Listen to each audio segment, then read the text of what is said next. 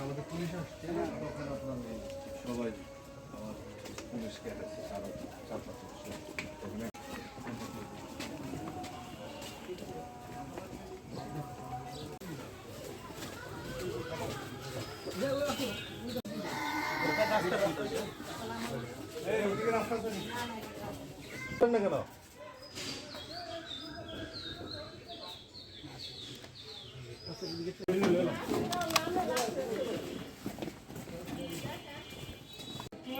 আর কি আর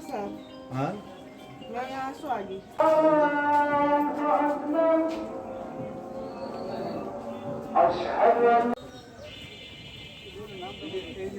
আমাদের একটা টিম এই রাস্তাটা দাঁড়ালেই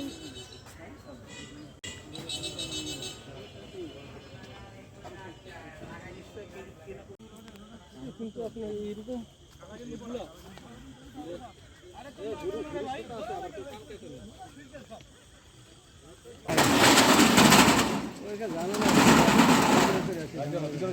লাইট জ্বালাও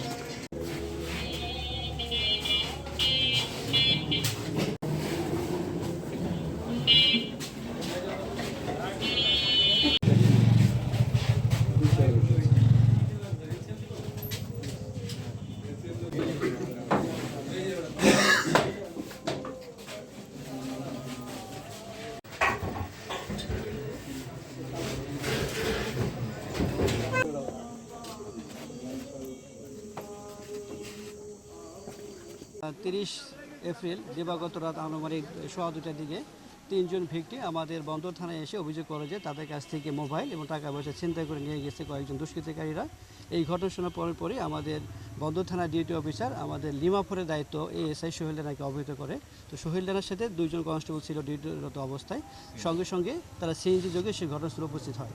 এই ঘটনাস্থলে উপস্থিত হওয়ার পর সেখানে দেখা যায় যে সেখানে 10 থেকে 15 জন দুষ্কৃতিকারীরা অবস্থান করতেছে। আমাদের পুলিশরা তাদেরকে আটক করার জন্য যখন এগিয়ে যায় তখন তারাও আমাদেরকে পুলিশের উপর ধাওয়া করে এবং তাদের হাতে যেহেতু ধারালো অস্ত্র ছিল আমাদের পুলিশের উপর এলোপাথিরভাবে আঘাত করে এবং আমাদের একজন কনস্টেবল গুরুতর আহত হয় এবং আমাদের এই কনস্টেবল হাতে যে শটগানটি ছিল সেই শটগানটি তারা ছিনিয়ে নেয়।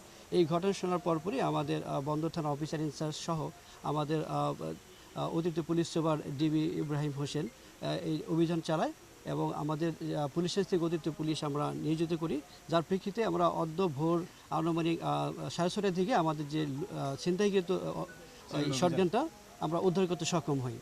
কিন্তু আমরা যারা এই ঘটনা ঘটিয়েছে তাদেরকে আমরা আইডেন্টিফাই করতে পেরেছি তারা এই দুষ্কৃতিকারী কারা। তাদেরকে গ্রেপ্তার করার জন্য আমরা পুলিশ সুপার স্যারের নেতৃত্বে আমরা পুলিশ থেকে প্রায় 50 জন ফোর্স নিয়ে আমরা অভিযান চালাই বিভিন্ন পয়েন্টে। তারা যেসব জায়গায় আড্ডা দেয় সেসব জায়গায় আমরা চিরুনি অভিযান চালিয়েছি। তাদের কিছু স্পট আমরা চিহ্নিত করতে পেরেছি, কিন্তু আমরা আনফর্চুনেটলি তাদেরকে এখনও গ্রেপ্তার করতে সক্ষম হইনি। তবে আমাদের অভিযান অব্যাহত আছে। আমরা আশা করি অতি শীঘ্রই আমরা তাদেরকে আইনের আওতায় আনতে সক্ষম হব।